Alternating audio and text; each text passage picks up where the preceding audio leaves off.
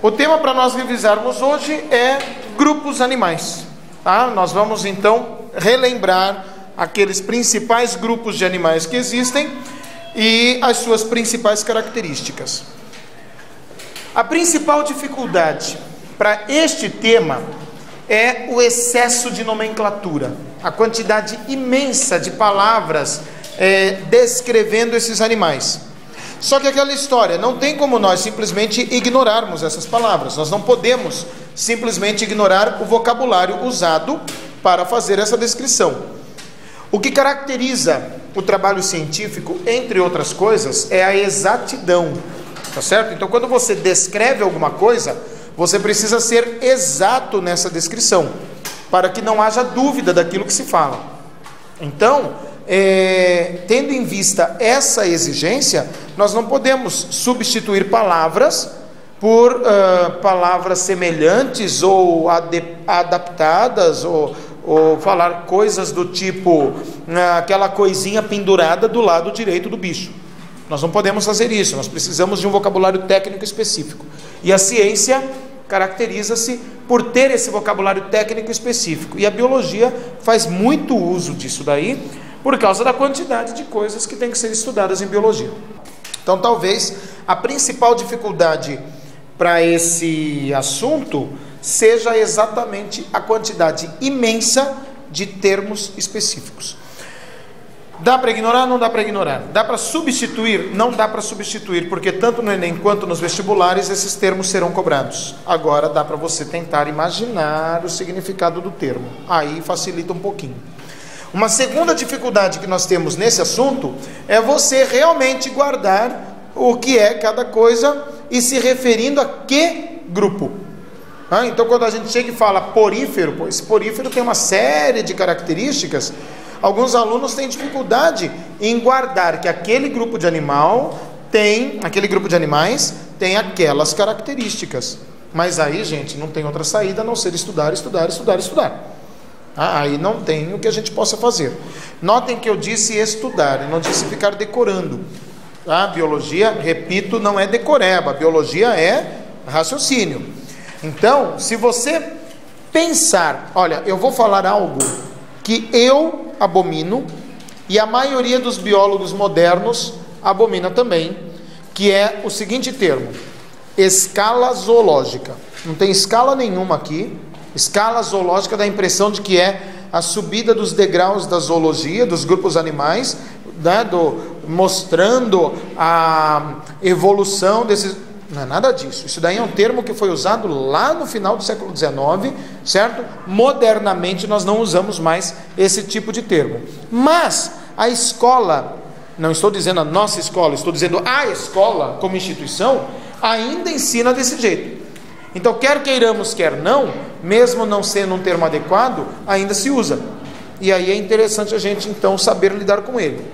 Quando você tem uma escala zoológica, você vai pensando na evolução da complexidade.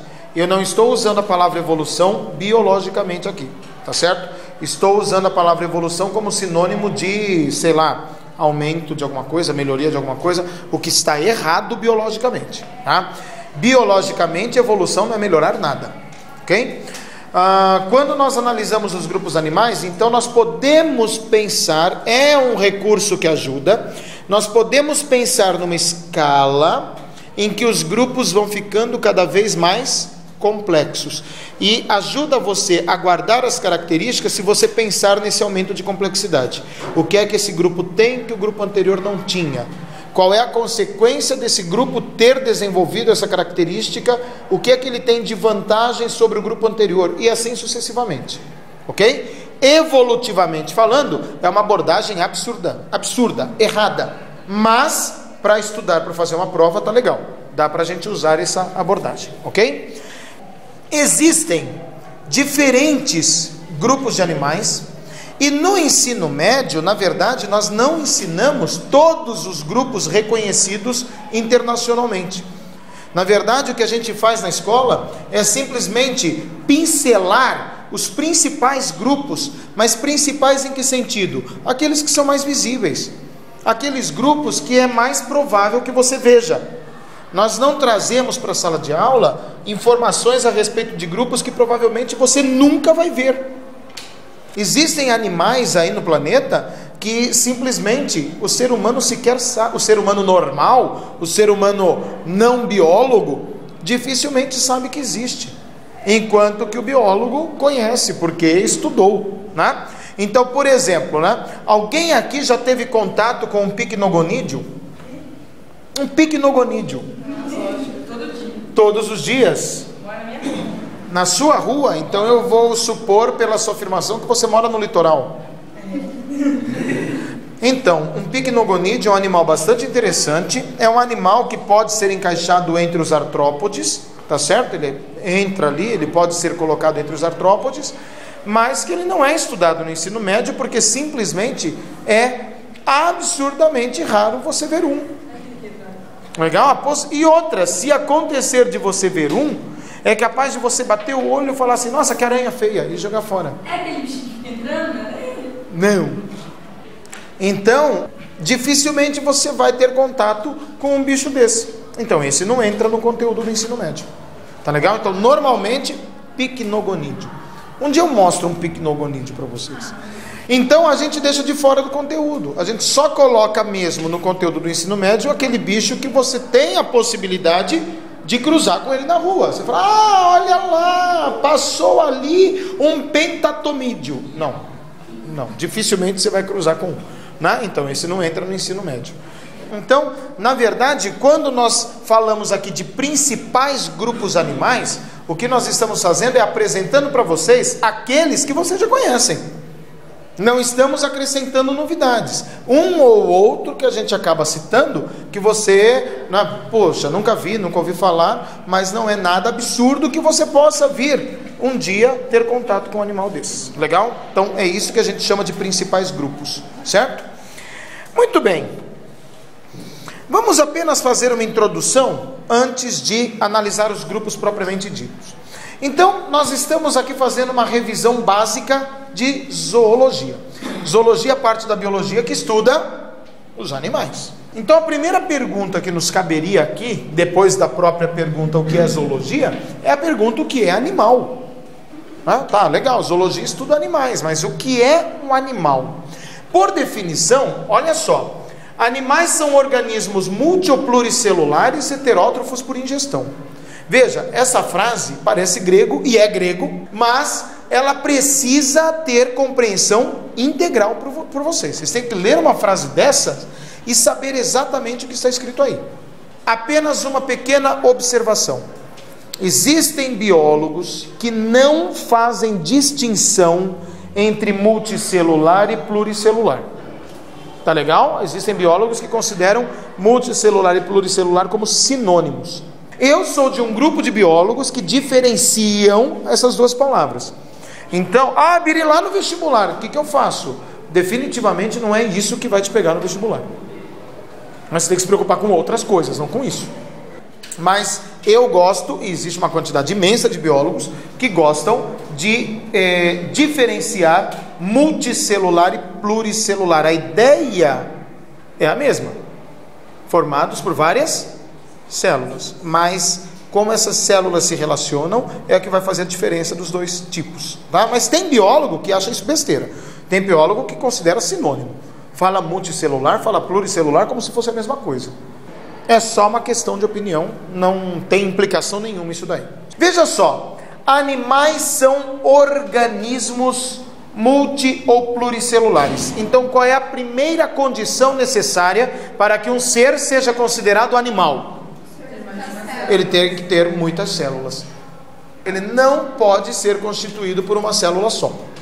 Se o organismo for constituído por uma célula só, mesmo que ele seja heterótrofo por ingestão, ele não é animal. Aqui estão, por exemplo, os protozoários. Protozoários são organismos unicelulares, ou seja, formados por apenas uma célula e que são heterótrofos por ingestão. Beleza? Biri, então você está deixando claro para nós que um protozoário não é um animal. Sim, exatamente. O protozoário não é um animal. Um protozoário, aliás, é integrante de um outro reino dos seres vivos. né? Os protozoários são integrantes do reino protista, enquanto que os animais são integrantes do reino animal. Tá legal? Então, isso já é a primeira condição. Condição necessária para que um organismo seja considerado um animal. Esse organismo tem que ser formado por várias células. A diferença que a gente costuma fazer entre multi e pluri está no seguinte: nós costumamos dizer assim, que no animal multicelular existem várias células, mas essas células não se organizam em tecidos. Tá certo? Ele tem muitas células, mas ele não chega a ter tecidos. Sabe aquela história? Tecido epitelial, tecido nervoso, tecido conjuntivo, taraná? Os multicelulares não teriam essa organização. Tem as várias células, muitas, mas sem essas especializações de tecido isso, tecido aquilo, tecido não sei o quê. Elas não são independentes completamente, mas elas têm muita independência na função. Correto? Agora, pluricelulares seriam aqueles em que as células estão muito integradas, com uma dependência muito grande e uma especialização muito grande. Ou seja, pluricelulares são aqueles em que ocorre a formação de tecidos. Nós, seres humanos, temos o corpo formado por muitas células e nossas células se especializam formando tecidos. Não é verdade? Nós temos tecido epitelial, nós temos tecido muscular, não é isso? Então nós somos animais pluricelulares, porque nós temos tecidos na nossa organização. Enquanto que uma esponja tem células que são muito independentes, não completamente, mas são muito independentes, não tem tecidos, e algumas espécies de esponja, se você picar a esponja todinha, cada pedacinho dá origem a uma nova esponja, porque é completamente independente um pedacinho do outro. Então você tem aí um organismo multicelular. Agora, existem biólogos que dizem que isso tudo é a mesma coisa. Multipluricelular são formados por várias células que podem ou não estar organizadas em tecidos. Acabou, tá? Mas é só uma questão de opinião. Heterótrofo. Hétero significa outro, diferente. Trofo vem de trofe, que significa alimentar-se. Então heterótrofo é aquele que se alimenta de outro. É aquele organismo que, para se alimentar, come outro. Ele vai necessariamente tirar o que ele precisa para a manutenção da sua vida de outro organismo, não dele mesmo. Isso é um heterótrofo. Qual é o contrário de heterótrofo? Autótrofo, né? Auto significa si mesmo. Autótrofo é aquele que se alimenta de si mesmo. Ou seja, ele faz a fotossíntese, ele mesmo produz tudo o que precisa. Fotossíntese é um exemplo, poderia ser quimiossíntese, né? Ele faz um processo que ele mesmo produz tudo o que ele precisa para se manter vivo. Enquanto que o heterótrofo não. O heterótrofo é incapaz de se manter vivo por conta. Ele precisa necessariamente se alimentar de um outro organismo. Agora, para ser animal, ele não apenas depende de outro organismo para se manter vivo, né? Ele tem que se alimentar de outro organismo, como também ele o faz através de um processo de ingestão. Ou seja, ele come. Ele literalmente pega o outro organismo e põe para dentro dele. Legal? Aí, Bira, mas tem algum outro jeito? Tem outro jeito. Os fungos, por exemplo, nós costumamos dizer assim, ó, fungos são organismos multicelulares, heterótrofos, por absorção. É diferente. Os fungos, quando vão se alimentar, eles não conseguem produzir o próprio alimento. Os fungos dependem de outros organismos para se alimentarem. Quando os fungos vão se alimentar, eles fazem assim. Eles ficam sobre a matéria que servirá de alimento para eles, e aí eles pegam as enzimas digestivas e liberam todas para fora de seu corpo, né, de seus corpos, naquela matéria que vai servir de alimento, e deixa lá digerindo. E aí, conforme essa digestão vai acontecendo, vão sendo produzidas substâncias mais simples a partir desse processo de digestão, e aí o fungo vai absorvendo essas substâncias simples. Legal? Nós não fazemos isso. Ainda que existam animais que tenham um processo de digestão que comece fora do corpo, existem alguns animais que realmente iniciam a digestão fora do corpo, tá? Mas ainda assim eles mandam um produto para dentro do corpo e só então esse produto será absorvido. Tá legal? Então os animais ingerem o seu alimento, enquanto os fungos absorvem o resultado da digestão do alimento. Quer dizer, falando de uma forma muito rigorosa, nós ingerimos alimento, enquanto que os fungos ingerem nutrientes. Legal? Nós só temos nutrientes depois que a digestão acaba, certo? Então a gente ingere o alimento, faz a digestão e aí absorve os nutrientes. Algumas espécies animais fazem a digestão fora do corpo, mas ainda assim ingerem o resultado, né? Normalmente até acabam processando um pouquinho mais esse alimento, terminando um pouquinho mais essa digestão, e aí só então absorvem esses nutrientes. Legal? Então, por definição, isso é um animal. Para que um organismo seja considerado animal, ele tem que ter várias células, ele não pode produzir o seu próprio alimento, ele depende de outro para se alimentar, e ele necessariamente deve ingerir esse outro. Então, animais são organismos multipluricelulares, heterótrofos por ingestão. Nós vamos chamar de parazoários os animais multicelulares, ou seja, aqueles que não formam tecidos. Determinados animais, conforme eu acabei de dizer a vocês, têm células que não chegam a formar tecidos, tá certo? Então, os animais que não têm tecidos, para mim, os animais multicelulares, são genericamente chamados de parazoários. Então, toda vez que vocês ouvirem o termo parazoário, é um animal que não tem tecido verdadeiro. Para vem de paralelo, né? Vem de lateral, certo? Então, parazoário é um animal paralelo, quer dizer, ele está pelo lado do reino animal. Enquanto que vamos chamar de metazoários aqueles animais pluricelulares, ou seja, os que têm tecidos verdadeiros. Entendido? Legal? Então nós nos encaixamos no grupo dos metazoários. Nós somos metazoários. As esponjas que não têm tecidos verdadeiros, elas são parazoários. Antigamente, estou aí nos anos 80, 70, né, do século 20, os professores de biologia falavam assim: os animais podem ser protozoários, parazoários e metazoários.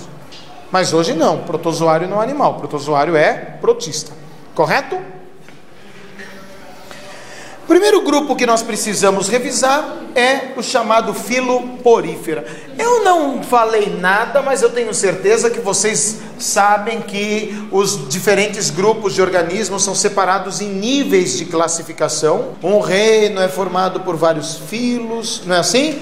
Um filo é formado por várias classes, uma classe formada por... Não é assim?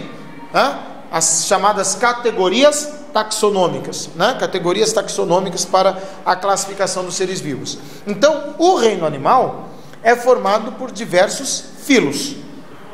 Correto? O primeiro filo que nós precisamos recordar aqui, então, é o filo porífera. Filo porífera é a reunião dos animais que nós conhecemos como poríferos ou espongiários. Esse nome porífero, aquela terminação fero, vem de feren, que significa apresentar. Então, porífero é o animal que apresenta poros. Mas, olha, gente, tem que tomar muito cuidado com as interpretações. Quando a gente se refere aos poríferos, esses poros são buracos no corpo que comunicam o meio interno com o meio externo, né? O meio intracorpóreo com o meio extracorpóreo, como se fosse uma coisa só. Então, se você tem aí a entrada de água através dos poros, o que está acontecendo? A água está passando por esses buracos e indo para a parte interna do corpo do animal, correto? Não é qualquer buraquinho no corpo do animal, é um poro. Nós somos cheios de poros na pele, mas esses nossos poros não se comparam com os poros deles. Os nossos poros, na verdade, são apenas aberturas de canais de glândulas. Tudo bem? Não é possível, através de um poro nosso, você chegar na parte interna do corpo, né? No interior do corpo mesmo. Né? Aqui não, aqui você tem uma passagem direta do exterior para o interior. Legal? Espongiários, porque a aparência e a textura desses animais muitas vezes lembram as esponjas. Esponja que a gente usa para tomar banho, lavar louça, essa coisa toda. Poríferos ou espongiários. O filo porífera é constituído por parazoários, ou seja, animais que não possuem tecidos verdadeiros. Então, uma esponja não tem tecidos verdadeiros. São, em sua totalidade, animais aquáticos. E aí, olha o que eu estou dizendo ali.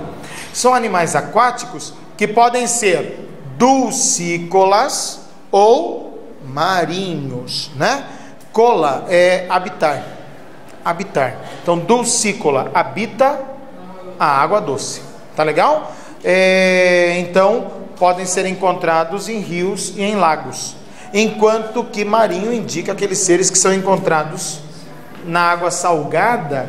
Veja só, quando a gente fala marinho, a gente pensa em mar, não é verdade? Mas geograficamente, mar tem um significado muito claro. Ok? Aqui, quando a gente diz marinhos, nós nos referimos a seres que podem ser encontrados nos mares, mas também estamos nos referindo aos oceanos. Já discutimos isso em aula. Portanto, onde eu encontro poríferos? Onde eu encontro esponjas? Eu encontro esponjas nos rios, eu encontro esponjas nos lagos, eu encontro esponjas nos mares e oceanos. As marinhas costumam se desenvolver bem mais.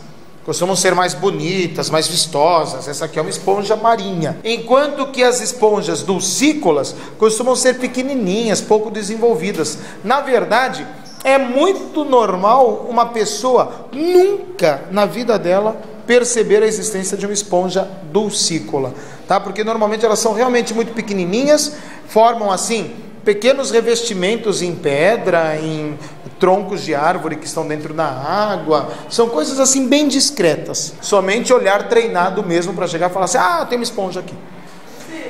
Oi. Os poríferos são somente as esponjas. São em sua totalidade animais sésseis. Um animal é considerado séssil quando ele vive fixo a um substrato. Substrato é um apoio, é uma superfície onde você pode se apoiar. Então nós consideramos substrato o fundo do corpo d'água, por exemplo, né, o fundo do rio, o fundo do lago, o fundo do oceano. Uma pedra é um substrato, um navio afundado é um substrato, um recife de coral é um substrato, uma rocha, sei lá, são substratos. Não precisa necessariamente ser natural. A gente costuma enxergar, quando você vai na praia, procurem olhar, existem os chamados piers. Eles têm umas colunas que chegam a ter contato com a água, e que esse contato com a água varia de acordo com as marés. É comum você encontrar alguns organismos presos ali, tá? Esses organismos são sésseis, não são esponjas, porque as esponjas não podem ficar fora da água em momento algum. As esponjas precisam realmente estar o tempo todo dentro da água, por causa da maneira como elas usam o alimento, conseguem o alimento, a maneira como elas conseguem o oxigênio e tudo mais. Então as esponjas normalmente não ficam para fora da linha d'água. Existem outros animais que ficam. Vocês com certeza devem ter observado em rochas, em piers ou até em casco de barco, umas estruturazinhas que lembram um pequeno vulcãozinho com um bichinho dentro. Isso é uma craca, né? É um crustáceo. Tem nada a ver com o que a gente está falando. Aquilo é um animal séssil. Ele se prende a qualquer coisa que tem no caminho dele. Inclusive existem pessoas que são especializadas em limpar o casco do navio para tirar as cracas do casco do navio. São animais bentônicos. Um animal bentônico é aquele que vive no fundo. Discutimos isso esses dias quando estávamos resolvendo alguma questão do Enem, e nós vimos que tem os planctônicos, os nectônicos e os bentônicos. Planctônicos, aqueles que flutuam; nectônicos, aqueles que nadam com movimentos ativos; e bentônicos, aqueles que vivem no fundo. No caso, como os poríferos são necessariamente animais sésseis, então eles necessariamente são animais bentônicos, eles vivem no fundo. Dificilmente, salvo em raríssimas exceções, você vai estar tomando banho na praia e vai passar uma esponja do seu lado, assim, né? Se passar uma esponja do seu lado é porque alguma coisa arrancou aquela esponja do lugar e ela acabou flutuando e passou por ali, tá certo? Mas não é o hábito dela. Outro grupo importante de animais é o filo Cnidaria, que é composto pelos cnidários, também chamados de selenterados. Eu não gosto de ficar entrando muito nos detalhes quando é apenas revisão, mas antigamente a palavra selenterado era usada mais frequentemente. Hoje, os biólogos mais puristas, aqueles que gostam do termo certo na hora certa, não gostam de misturar as coisas, não gostam de usar o termo selenterado. O termo selenterado é inadequado. Veja só, é algo mais ou menos assim: todo cnidário é selenterado, mas nem todo selenterado é cnidário. Vamos entender essa palavra, selenterado. Sel vem de celo, cela, que significa cavidade. Enteron significa intestino. Tá legal? Então, o selenterado é um animal que tem uma cavidade corporal que funciona como intestino, tá? Que funciona como uma espécie de sistema digestório. Todos os cnidários, aqui nós temos um de exemplo, que é uma anêmona. Todos os cnidários de fato têm essa cavidade que funciona como sistema digestório. Tecnicamente nós chamamos essa cavidade de selenteron. Então os cnidários de fato têm esse selenteron. Então eles são selenterados. Porém, existe um grupo de animais que tem o selenteron, mas que não é cnidário. Pertence a um outro filo, que é o filo Ctenófora, que é um que vocês não estudam na escola. Por isso que eu coloquei ali selenterado entre parênteses, mas é para ficar claro, já foi um dia sinônimo de cnidário, mas não é um termo adequado, tá legal? O nome do filo é o filo Cnidaria. No passado, se você pegar livros dos anos 60, 70, vai estar escrito assim, ó, filo Selenterata, mas o nome reconhecido hoje é Cnidaria. Entre os grupos que fazem parte do filo Cnidaria estão as águas-vivas, que muitos de vocês conhecem, alguns até pessoalmente têm esse contato com as águas-vivas. As anêmonas, aqui na foto está uma anêmona. Essas anêmonas são muito usadas em aquários marinhos, né?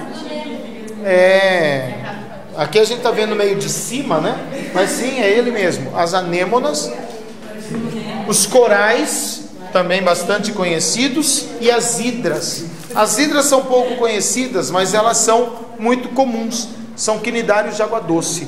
Essas hidras são cnidários de água doce, mas dificilmente você vai ver uma, porque elas são muito pequenininhas e elas passam completamente despercebidas ao olho desatento, né? Você bate o olho assim, você não vê a hidra. Você tem que estar realmente procurando e saber onde procurar. Como é que eu tenho uma...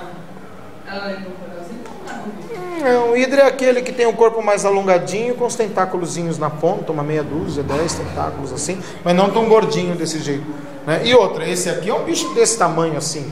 A hidra é um bicho assim de milímetros. Legal? Então é difícil de enxergar, mas está aí.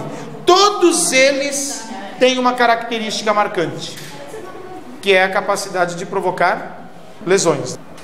O povo fala queimadura, me queimou. Não é uma queimadura, né? Mas é uma lesão por líquido urticante.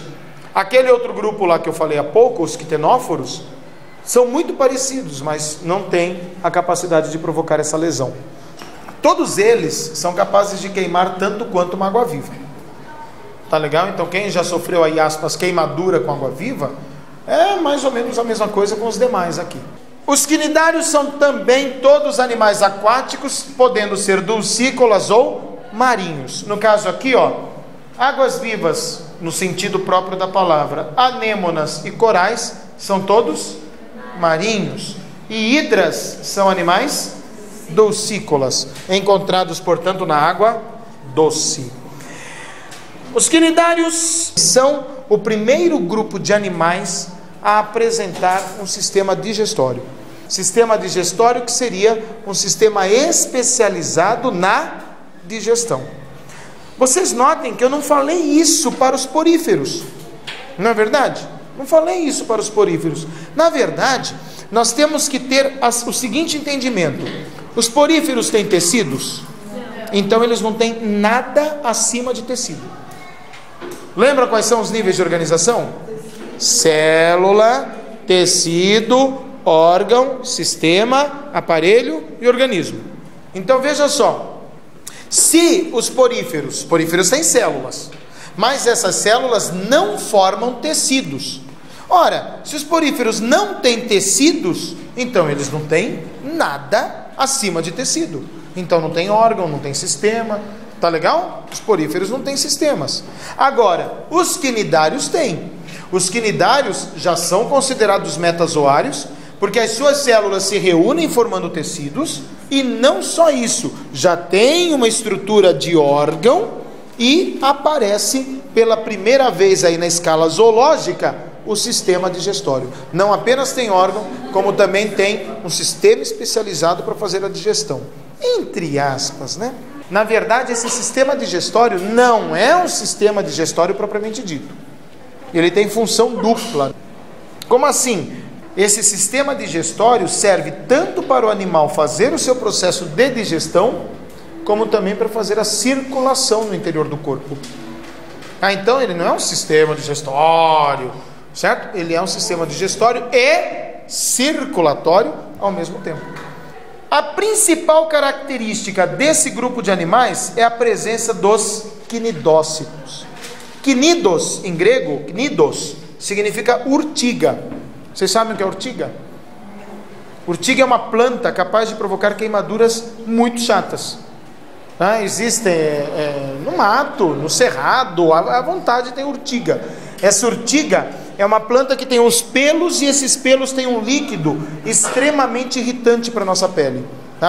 Quando você encosta na urtiga, se você encostar de forma incorreta, portanto, se for acidental, provavelmente será de forma incorreta, né? Na hora que você encosta, você quebra esses pelinhos da superfície da urtiga, e aí ela derrama o líquido na pele, e esse líquido começa a provocar queimadura na pele. É daí que vem a palavra urticante. Urticante é aquele que causa a sensação de urtiga, né? Urtiga é essa planta. Que sensação que ela provoca? É uma sensação de queimadura e irritação. Então os quinidócitos, quinido é urtiga, cito é célula. Quinidócitos são células urticantes, que provocam a mesma reação que a urtiga provoca, ou seja, uma queimadura química na pele. Essa é a principal característica dos quinidários. Filoplatyeumintes. Olha o significado do nome. Plati significa chato, achatado. Eumintes significa verme. Portanto, Platyeumintes é o filo dos vermes de corpo achatado.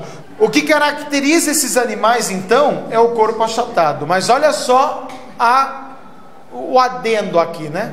Corpo achatado, dorso, ventralmente. Ou seja, das costas para o ventre. Então, olha o exemplo dele aqui. Corpo achatado, dorso, ventralmente. Pessoal do terceiro A hoje viu o peixe-lua. O peixe-lua, foi o terceiro A, né?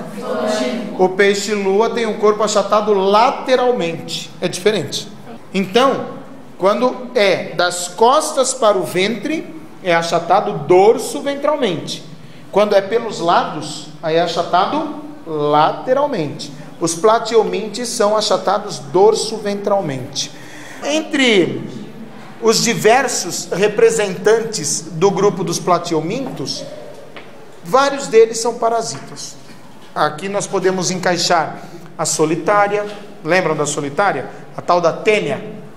Claro que isso é nojento. A solitária é um plateuminto. O esquistossomo. Esquistossomo é um verme causador de uma doença muito séria. Que doença é essa? Essa resposta me irrita, né? Tênia causa o quê? Teníase. Esquistossomo causa o quê? Esquistossomose. Ancilóstomo causa o quê? Ancilostomose. Filária causa o quê? Filariose. Tá, mas tudo bem, está certo. Os esquistossomos são vermes parasitas que causam a esquistossomose, que é conhecida popularmente como barriga d'água. Nemateumintes. Nemateumintos, que já foram chamados também de asqueumintos. Nematos é fio. Nemateumintos são os vermes de corpo cilíndrico, como se fosse um fio. Aí sim entra a lombriga.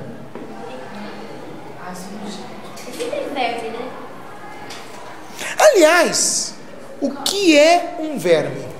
Causa doença. Não. Ele é parasita. Não.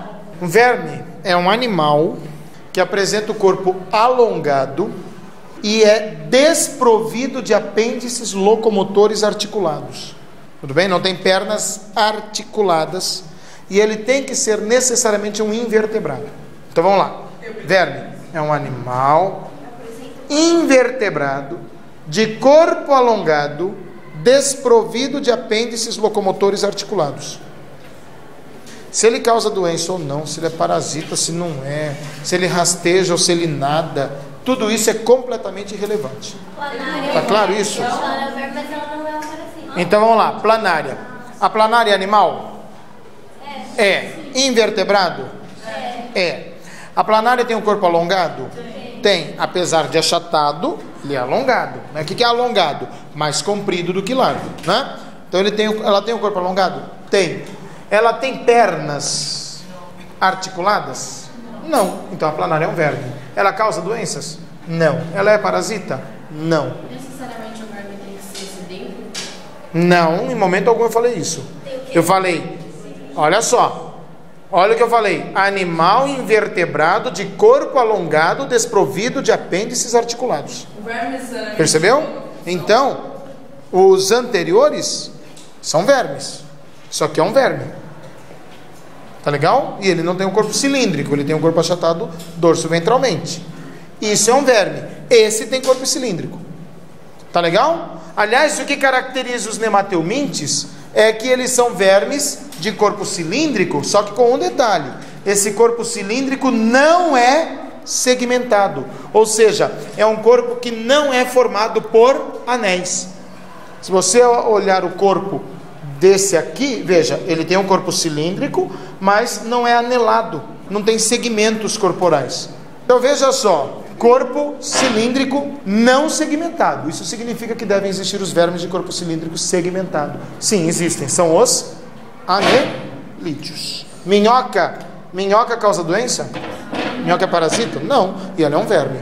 Por que a minhoca é um verme? É um animal invertebrado de corpo alongado, desprovido de apêndices articulados. Muito bem. Entre os nemateumintes, eu posso encontrar aqueles que têm vida livre, ou seja, não são parasitas. São vermes, mas não são parasitas. Tem muitos nemateumintes que vivem no solo, por exemplo, na água, e que definitivamente não influenciam em absolutamente nada a saúde de nenhuma outra espécie. Tá legal? Então são vermes, mas de vida livre. São vermes que não causam doenças, que não são parasitas. Mas existem aqueles que são parasitas. Observem lá, a lombriga é um exemplo de nemateuminto parasita. O ancilóstomo, a filária, são todos exemplos de nemateumintos parasitas. O ancilóstomo causa a ancilostomose, que é popularmente conhecida como amarelão, certo? E a filária, que causa a doença chamada filariose. Vocês conhecem a filária? Conhecem? Conhecem a filariose? Qual que é o nome comum da filariose? Ela se caracteriza pelo verme ficar no interior dos vasos linfáticos, normalmente dos membros da pessoa. Elefantíase. Ela fica nos vasos linfáticos, impede a drenagem linfática, e o resultado é que o membro vai inchando e vai ficando gigantão mesmo. Filoanélida, filo dos anelídeos. Anelídeos são os vermes de corpo cilíndrico segmentado. Olha o corpo. Esse aqui qual é? A sanguessuga. Olha que legal. O corpo da sanguessuga é todo formado por anéis. Ele tem um corpo segmentado. Não são apenas anéis, como se fossem ornamentos da superfície do corpo. Se você analisa o corpo por dentro, você percebe que existe a segmentação interna também. Corpo formado por segmentos, inclusive internamente. Os vermes de corpo cilíndrico segmentado, que podem ter vida livre ou podem ser parasitas. A minhoca, por exemplo, é um anelídeo de vida livre. Em geral, os poliquetos, que são anelídeos marinhos, também têm vida livre. Sanguessugas podem ter vida livre, podem ser parasitas. Aquelas sanguessugas que honram o nome, né, que se alimentam de sangue de outra espécie, que grudam na superfície, causam um ferimento e sugam o sangue, essas são parasitas. Mas existem sanguessugas de vida livre, que se alimentam caçando, elas são carnívoras, elas pegam outros animais e comem, né? Não tem nada a ver com o nome delas. Eu posso encontrar anelídeos tanto em ambientes aquáticos quanto em ambientes terrestres. Notem que quando nós usamos o termo aquático, nós estamos generalizando. Então, tanto faz água salgada, água doce. Existem espécies encontradas somente no mar, os poliquetos em geral. Existem espécies encontradas na água doce. Então, aquáticos é um termo que generaliza tudo. E aí, os principais exemplos, as minhocas e as sanguessugas. Eu achava que era só ela encostar e ela sugava. Ele fica gordo? Não, ela dá um chupão, aí ela gruda. Que nem ventosa, ela tem uma ventosa, ela dá um chupão e gruda. E aí ela provoca uma lesão e começa a puxar o sangue. Ela suga. Ela suga. Ela Fica gorda, fica bem gorda. é difícil pra tirar. Tem que fazer uma coisa que a mão não consegue, né? Física básica. Pega alguma coisa e levanta o ladinho da ventosa, que aí entra o ar e ela solta. Qual o tamanho máximo? Tamanho máximo, eu sei de sanguessugas de alguns centímetros, né? Até 20 centímetros. Mas as mais comuns têm 5 centímetros. As mais comuns, não significa que são as únicas. Filomolusca são os moluscos, caracteristicamente animais de corpo mole. São animais de corpo mole não segmentado. O corpo dos moluscos não é anelado, né? Não é formado por segmentos. Várias espécies de moluscos são caracterizados pela presença de concha. Essa concha tem caráter protetor e esquelético. Vocês conhecem diversos, né? Os caracóis, os caramujos têm concha. Alguns têm uma espécie de concha, não exatamente uma concha, mas com a mesma origem, o mesmo processo de formação, só que interno. Por exemplo, a lula tem uma estrutura esquelética que tem a mesma formação de uma concha, só que é interna ao invés de ser externa. Mas muitos moluscos não têm concha. Encontramos molusco tanto em ambiente aquático como em ambiente terrestre. Exemplos de molusco aquático? Acabei de falar, lula, polvo são moluscos aquáticos. Os chamados caramujos são aquáticos. E terrestres, os caracóis, algumas espécies de lesmas. Essa aqui é uma lesma terrestre. Então aí estão alguns exemplos de moluscos: caracóis, caramujos, polvos, lulas, ostras. Muito bom. Mariscos, mexilhões, são todos moluscos. Filo artrópoda. Artros significa articulação. Podos é pé. Se refere aos apêndices locomotores, às pernas.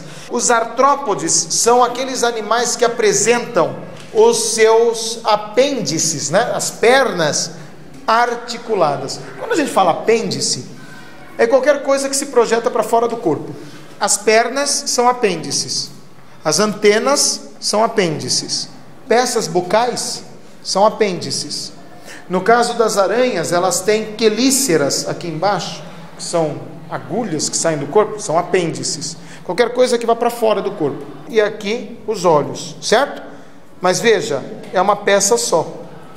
Legal? Não é articulado. O que é uma coisa articulada? Formada pela reunião de peças menores.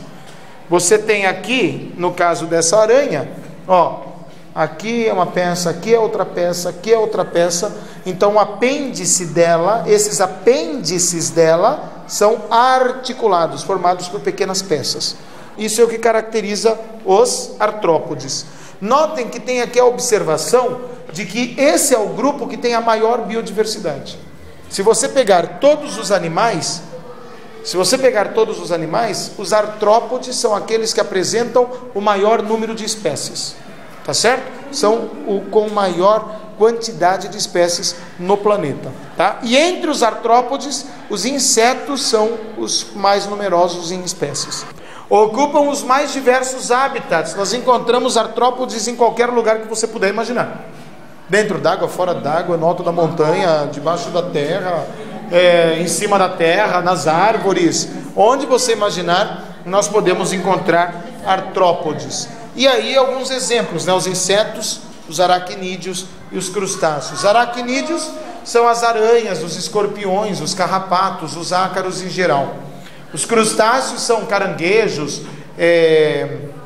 camarões, lagosta, lagostim, né? São os crustáceos. O tal do tatuzinho de jardim, aquele que você mexe e vira bolinha, é um crustáceo também, tá certo?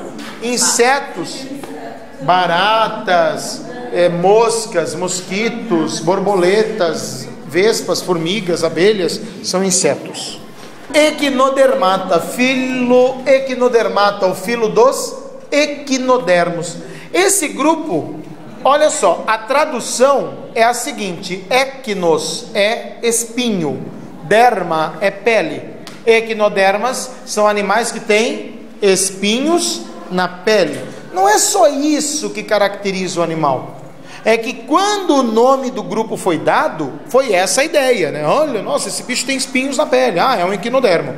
Mas tem outras características, não é essa a característica do animal, certo? Porque se for para discutir dessa maneira, você pode chegar a falar para mim assim: mas Bira, o ouriço não tem? Não, o ouriço do mar. O ouriço do mar é um equinodermo, o ouriço é um mamífero. O ouriço não tem espinhos na pele? Tem. Então ele é um equinodermo? Não. Então não é porque o nome deles é esse, que essa é a característica que os identifica, né? Esse nome foi dado na época em que o grupo foi descrito, certo?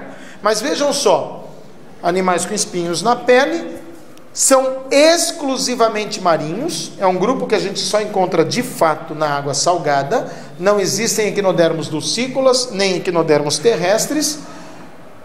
Seus principais representantes, a estrela do mar, o ouriço do mar, tem a serpente do mar, tem a bolacha da praia, tem o lírio do mar. Oi? A bolacha da praia? Então, ela é um equinodermo. E legal que ela não tem os espinhos. O que caracteriza esses animais é um sistema que eles possuem, que é exclusivo deles. Na verdade, quando a gente analisa evolutivamente os equinodermos, eles saem completamente daquilo que normalmente se desenvolveu entre os demais grupos. Eles têm um sistema que é único, somente eles possuem, que é o chamado sistema ambulacrário. Esse sistema ambulacrário é um conjunto de canais, ampolas e poros, todas funcionando com base hidráulica, tá? E esse sistema ambulacrário tem o papel de circulação, tem o papel de locomoção, faz um monte de coisa no organismo. Esses animais, diferente do que a gente está acostumado a encontrar, esses animais, por exemplo, têm toda a sua locomoção baseada nesse sistema ambulacrário. Enquanto que todos os outros animais se movimentam exclusivamente por ação muscular, esses aqui fazem esse trabalho com base na água. Não que eles não tenham células musculares, eles têm. Mas não é o músculo que faz o movimento do bicho. Ele não se locomove porque tem músculos para se locomover. Mas essa estrutura contráctil, essa estrutura muscular, vai fazer o quê? Bombeamento de água. Manda água para lá, tira água de lá, põe água aqui. E essa água se deslocando no interior do bicho é que faz com que ele tenha movimentos, com que ele consiga fazer a circulação, distribuir gases e assim sucessivamente. Então é um bicho que é um grupo de bichos completamente fora do normal, fora da normalidade dos demais grupos. O único grupo de animais que apresenta esse sistema ambulacrário é o grupo dos equinodermos. Esse grupo é exclusivo em relação a isso. Não encontramos esse sistema em outros grupos. Por isso que tem que ser marinho. Não, podia ser de água doce, mas o fato é que são marinhos. E finalmente o filo Chordata. Cuidado com a pronúncia, por favor. Chordata. Tá legal? É o filo dos cordados. Esse grupo se caracteriza por apresentar uma estrutura chamada notocorda. Então, já que eles têm uma corda dorsal, que é a tradução de notocorda, né? Notocorda significa corda dorsal. Essa corda é uma estrutura de sustentação. Neste animal extremamente simpático aqui, que é um animal chamado anfioxo, tá certo? Ele tem na parte dorsal uma corda, que é uma estrutura que apenas lembra uma cartilagem, tá? E que faz a sustentação do corpo dele. A presença dessa notocorda, pelo menos em uma fase da vida, é que caracteriza o grupo dos cordados, pelo menos em uma fase da vida. Todo animal que é chamado de vertebrado é integrante do grupo dos cordados. Portanto, nós, seres humanos, somos cordados. Então, evolutivamente falando, nós somos parentes desse bichinho aqui. Nós não temos notocorda, mas nos primeiros estágios do nosso desenvolvimento embrionário, a notocorda estava presente. Legal? Aí depois ela desaparece e aí mais tarde surge a coluna vertebral. Cuidado, um erro muito comum que alunos cometem em provas é achar que a notocorda dá origem à coluna vertebral. Isso não existe. Notocorda é uma estrutura, coluna vertebral é outra estrutura e elas não estão relacionadas. Notocorda desaparece e depois se desenvolve a coluna vertebral no lugar dela. Então, os vertebrados são necessariamente cordados. O que é vertebrado? São animais que possuem vértebras. Toma cuidado que eu cansei de ouvir, principalmente no ensino fundamental, principalmente no fundamentalzinho, dizer que vertebrados são animais que têm ossos. Isso está muito errado, muito errado. Um animal pode ser vertebrado e não ter osso nenhum no corpo. Por exemplo, o tubarão. Tá certo? O tubarão não tem uma única peça óssea no corpo dele. Ele é todo cartilaginoso no seu esqueleto. Ele não tem ossos. Ah, mas ele tem vértebras. As vértebras feitas de cartilagem, mas ele tem vértebras. Então ele é um vertebrado sem ter um único osso no corpo. Tá claro isso? Dos tubarões, sim. Das arraias também. As nossas não. As nossas são ósseas. Então esse é o grupo dos cordados, que são os animais com notocorda. É aqui que estão os vertebrados. E nós podemos encontrar esses animais nos mais diferentes lugares, marinhos, dulcícolas, terrestres. Onde você puder encontrar um vertebrado, você vai ter um cordado. Os cordados, esses que têm notocorda a vida toda, só são aquáticos. Mas existem aí os demais, né? Nós, por exemplo, podemos ocupar qualquer parte do planeta, praticamente tem um ser humano vivendo, não é isso? Então nós podemos ser encontrados em qualquer habitat. Os protocordados são aqueles que têm notocorda durante toda a vida deles. Esse aqui é um protocordado, o anfioxo é um protocordado. Além dos protocordados, existem os peixes, os anfíbios, os répteis, os mamíferos e as aves que fazem parte desse grupo. Perguntas? Não perguntas? Bye bye.